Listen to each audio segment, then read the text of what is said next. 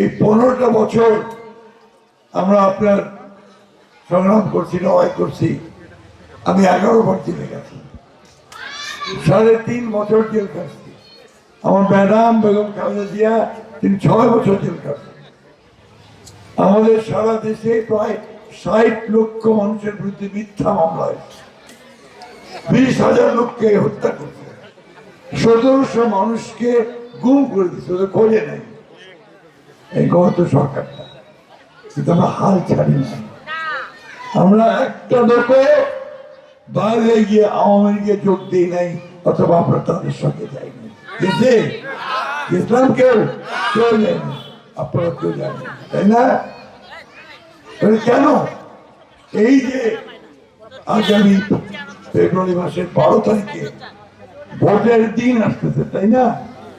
এই ভোটের জন্য, নিজের অধিকার রক্ষার জন্য আমরা এই ত্যাগ স্বীকার করি। আল্লাহর অশেষ রহমতে আজকে আমরা অনেকের ত্যাগের বিনিময়ে, এই আপনাদের কাছের একটা ছেলে মামুন সহ 4 জন শহীদ হয়ে গেছে, তাই না?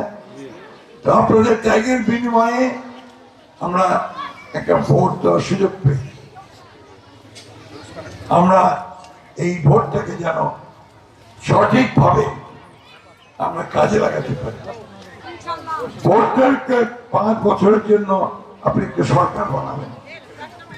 এই 5 বছর যেন আপনার দেশে শান্তি থাকে, উন্নতি হয়, আপনার ছেলে মেয়েদের যেন চাকরি বাকরি হয়, যারা পড়াশোনা করবে।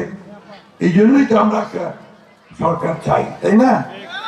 দেশে একটা শান্তি স্থিতিশীলতা চাই। তো আমরা সবাই মিলে যদি আজকে এই 12 তারিখে ভোট দিতে যাই এবং সঠিক দল আর সঠিক মানুষটাকে চিনে নেই, তাহলে আমরা আশা করতে পারি যে আমরা 5টা বছর একটু শান্তিতে থাকবো। ভোটটাকে যেন সঠিকভাবে কাজে লাগাই, আমানত থেকে আমানত ভোটটা, এটাকে যেন খেয়ানত না করি।